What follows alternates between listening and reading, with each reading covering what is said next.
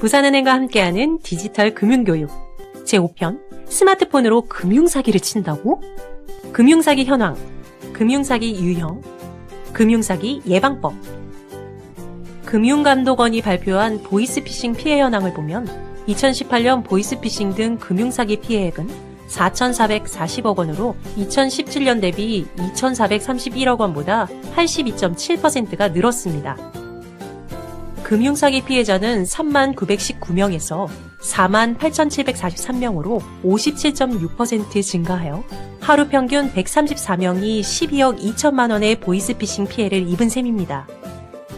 피해 유형별로 보면 신규 대출 또는 저금리 전환 대출이 가능하다고 현혹하여 대출금 또는 수수료를 편취하는 대출 빙자형 피해액이 3,093억 원, 비중이 69.7%로 전년 대비 71.1% 증가했고, 검찰, 경찰, 금감원 등을 사칭하거나 SNS, 메신저를 통해 지인 등으로 가장하여 금전을 편취하는 사칭형 피해액이 1,346억 원으로 비중이 30.3%로 전년 대비 116.4% 증가했습니다.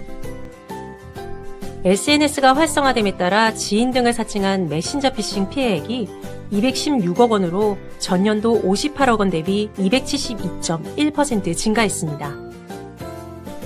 연령별로 보면 40, 50대 피해액이 2,455억 원으로 전체의 56.3%를 차지하였고 60대 이상 피해액은 987억 원으로 22.6%, 20, 30대 피해액은 915억 원으로 21.0%를 차지하였고 특히 60대 이상 피해액 증가가 233.3%로 다른 연령대에 비해 크게 증가하고 있는 실정입니다. 자금 수요가 많은 40, 50대와 사회초년생으로 소득 수준이 낮은 20, 30대는 대출 빙자형 사기 피해가 각각 83.7% 및 59.4%를 차지한 반면 60대 이상 고령층은 사칭형 사기 피해가 과반이 넘는 54.1%를 차지하고 있습니다. 그럼 60대 이상 가장 많이 금융사기를 당하는 사칭형 금융사기 유형에 대해 좀 더 자세히 알아볼까요? 첫 번째는 검찰 수사관 금융감독원 직원을 사칭한 사례입니다. 검찰 수사관을 사칭하여 검거한 범인이 A씨 명의의 계좌를 대포통장으로 사용하고 있어 금융감독원 직원이 계좌 안전조치를 해줄 겁니다. 그러니 가까운 현금 지급기로 가서 기다리십시오. 라는 전화와 함께 금융감독원 직원을 사칭하는 사기범이 대포통장으로 입금하여 사기친 사례입니다. 두 번째는 수사관을 사칭하여 알아낸 정보로 카드론을 받아 가로챈 사례입니다. 경찰청 수사관을 사칭하는 자로부터 당신의 예금 계좌가 범죄에 연루되어 있습니다. 수사 협조와 보안 등급 강화가 필요하니 당신의 계좌 비밀번호, 신용카드 정보 등을 알려주십시오. 만약 수사에 협조하지 않으면 법적 처벌을 받을 수 있습니다. 라는 전화로 사기범은 알려준 정보로 카드론 대출 사기를 친 사례입니다.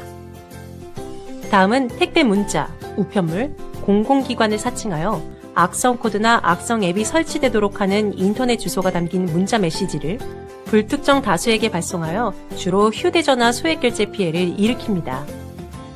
최근에는 문자 메시지에 인터넷 주소를 클릭하면 설치되는 악성 앱을 통해 금융거래 정보를 손에 넣는 등 신종 수법들이 등장하고 있으므로 휴대전화 이용자들의 각별한 주의가 필요합니다. 만일 금융사기를 당했을 경우 지체 없이 경찰 또는 금융회사 콜센터에 신고하여 지급정지 조치를 취해야 합니다. 100만 원 이상 송금 시 30분 이내에는 ATM으로 인출이 안 되므로 빠르게 조치를 취해야 사기범이 인출하지 못하도록 할 수 있습니다. 이러한 금융사기를 미연에 방지하기 위해서는 첫째, 전화로 금융거래 정보 요구는 절대 응하지 말고 특히 현금 지급기로 유인하면 100% 금융사기입니다. 둘째, 금융정보를 미리 알고 접근하는 경우에도 내용의 진위를 반드시 다시 한번 확인해야 합니다. 셋째, 문자 메시지를 통한 스미싱 금융사기는 메시지상에 알 수 없는 인터넷 주소를 클릭하지 마시고 스마트폰 설정 기능에서 알 수 없는 소스를 통한 앱 설치는 허용하지 않도록 설정하세요.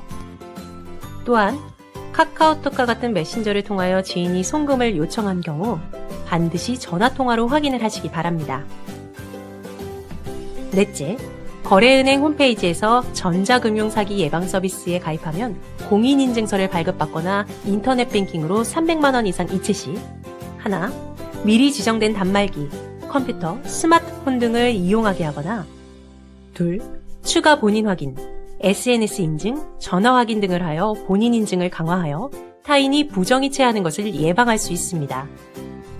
마지막으로 통장이나 현금카드를 타인에게 양도 시 금융거래법 위반으로 3년 이하의 징역 또는 2천만 원 이하의 벌금형으로 형사상 처벌이 되므로 절대 타인에게 양도해서는 안 됩니다. 날이 갈수록 금융사기의 수법과 유형이 진흥화되고 진화하고 있어 이에 대한 각별한 주의가 필요하고 앞서 말씀드린 예방법을 숙지하여 안전하고 스마트한 금융거래를 하시기 바랍니다.